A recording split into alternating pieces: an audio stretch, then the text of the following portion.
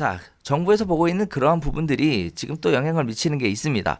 지금 현재 상황상 저금리, 유동성, 고분양가와 불확실성에 맞물리면서 시장의 기대 심리가 가중되고 있다라는 얘기를 하고 있는데, 일단 첫 번째는 저금리 기조가 지속되고 있다.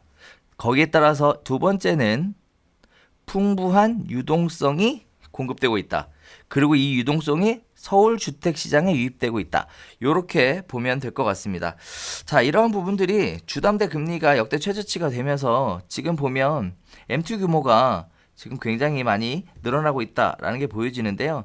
일단 분양가 상승률은 집값 상승률보다 약 3.7배가 높다. 즉 분양가가 이만큼 올라갔으면 집값은 요만큼 올라갔다라는 얘기죠. 분양가 상승이 인근 주택 시장에 견인한다. 그래서 이러한 부분들이 점차 주변으로 퍼져나가면서 그렇죠. 전부 다 가격을 끌어올리는 이런 모습들을 만들어주고 있다라는 얘기를 하고 있습니다.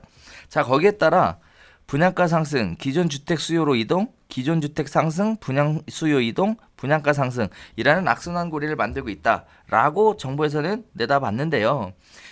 자, 개인적으로는 이런 식의 생각을 좀 해볼 필요가 있지 않을까 싶은데, 아까도 서두에 말씀드렸다시피 수요에는 뭐 여러 가지 수요가 있어요. 그리고 또 부동산이라는 상품에도 상품이라는 재화로 보게 되면 입지 프리미엄이랑 상품 프리미엄이라는 걸로 이렇게 구분지어서 볼 수 있겠는데, 전 개인적으로 이러한 순환 구조에 대해서 조금 더 디테일하게 들어가 보면, 여기서 말하는 분양가가 상승되는 이유는 신축 아파트에 대한 수요가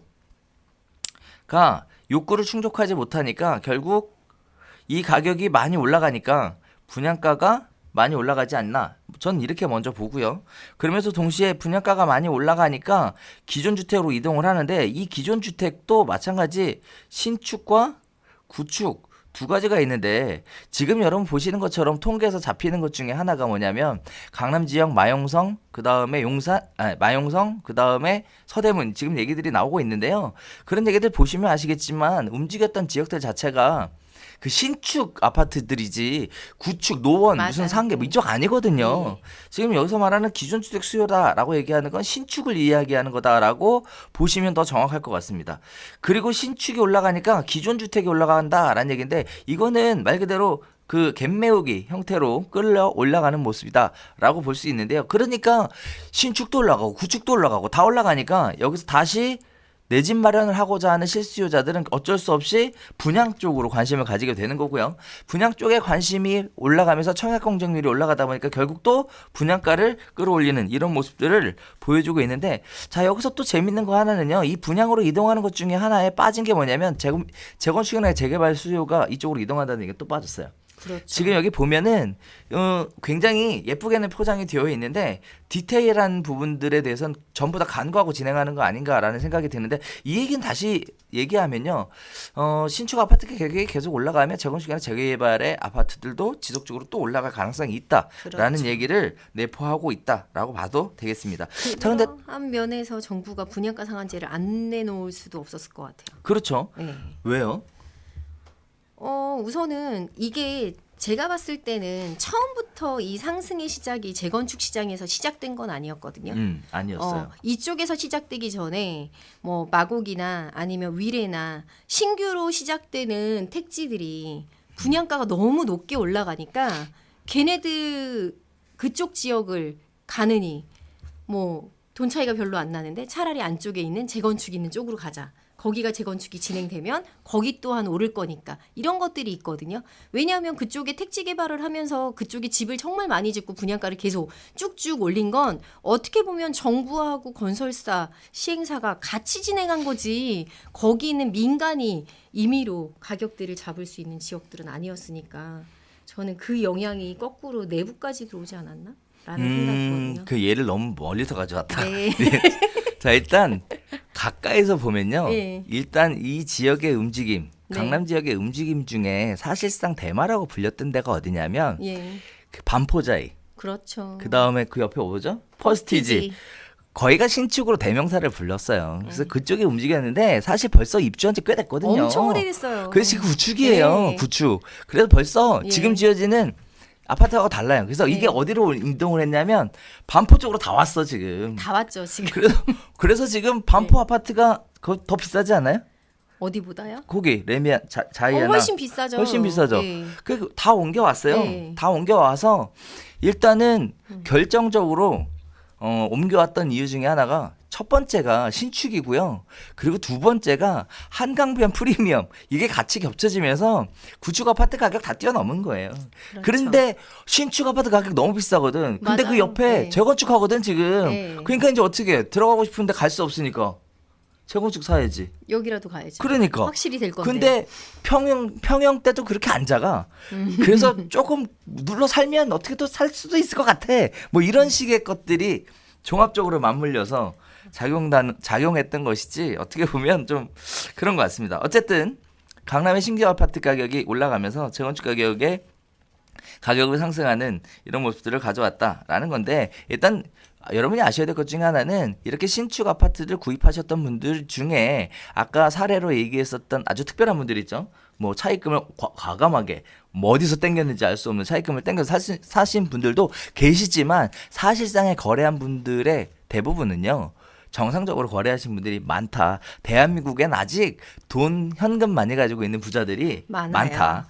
이 부분에 대해서 간과하시면 안 될 것 같습니다. 네네. 그러니까 정부 쪽 입장에서도 그 현금을 많이 갖고 있는 수요자들이 살고 싶은 주택을 공급을 해줘야 한다라는 부분에 조금 더 생각을 맞춰보시면 좋을 것 같은데 맞습니다. 근데 좀 생길 것 같아요. 자 어쨌든 이런 부분들이 있습니다. 자 시중 우리는 사실 과거 사례와 경험들을 통해서 알 수 있는 것 아주 중요한 포인트가 하나 있는데 바로 시중 유동성이에요.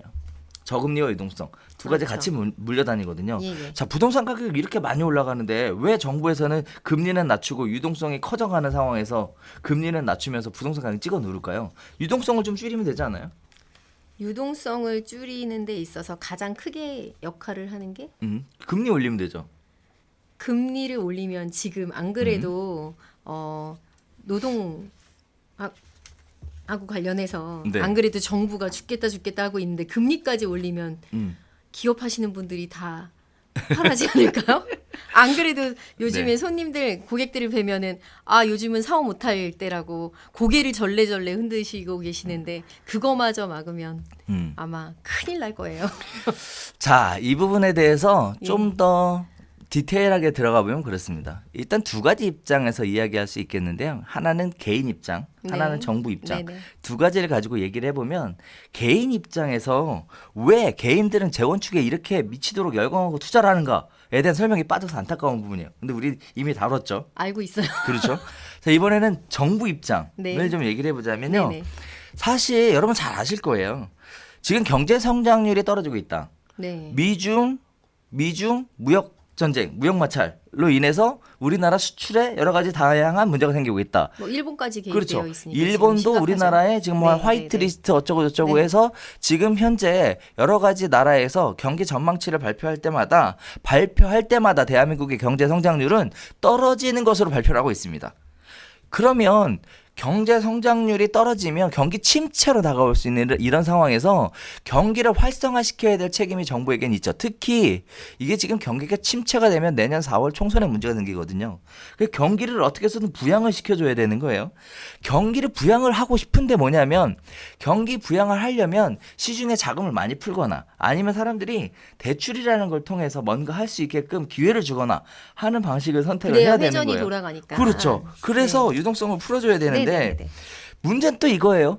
가계 대출 비율이 너무 높은 거예요. 지금 현재. 없는 분 별로 없을 거예요. 그러니까 네. 가계 대출의 비율이 높다라는 얘기는 또 네네. 무슨 얘기냐면 이게 경제의 어떠한 그 위기 상황으로 올 수 있는 촉매제가 될 수 있다 이렇게 보여지는 거거든요. 그래서 가계 부채 비율이 높아지고 있다라는 부분이에요. 자 그러면 사람들이 가계로 부채 대출을 받아서 뭐에 쓰느냐 이거예요. 부동산 탄다는 거예요. 부동산 탄다는 거. 맞아요. 그래서 정부에서 지금 보는 거는 경기 활성화를 시키기 위해서 시중 유동 자금을 늘리는 것은 필요하지만 결국 뭐는 필요하다? 그게 부동산으로 부동산으로 쓸려 들어가는 건 막아야 한다. 그렇죠. 결국은 정부에서는 이러한 식의 생각을 할 수밖에 없다라고 해도 과언이 아니겠습니다.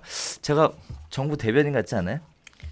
아니 너무 정확해요. 왜냐하면 네. 가계부채가 나올 때 이게 운영자금으로 가는 케이스는 정말 그걸로 생계를 해결하는 분들이기 때문에 이렇게 수억을 땡겨서 가게를 운영한다?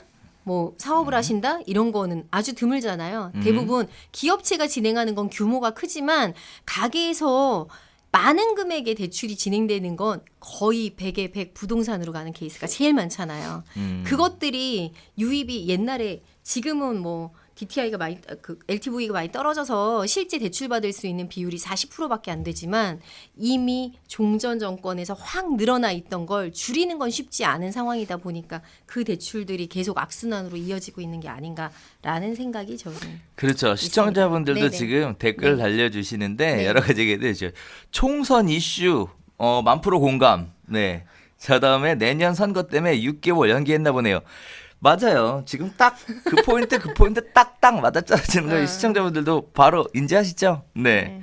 자 이러한 부분들이 왜 하필 6개월이었냐라는 거예요. 왜 하필 왜 하필 원래 10월에 6개월이냐. 시행한다고 그러니까 네, 한다고 했었는데. 했는데 아니 8개월 할 수도 있고 1년 할 수도 있고 뭐 다음에 뭘 바꿔서 할 수도 있고 여러 가지 할 수 있었거든요. 근데 굳이 왜 6개월 했냐.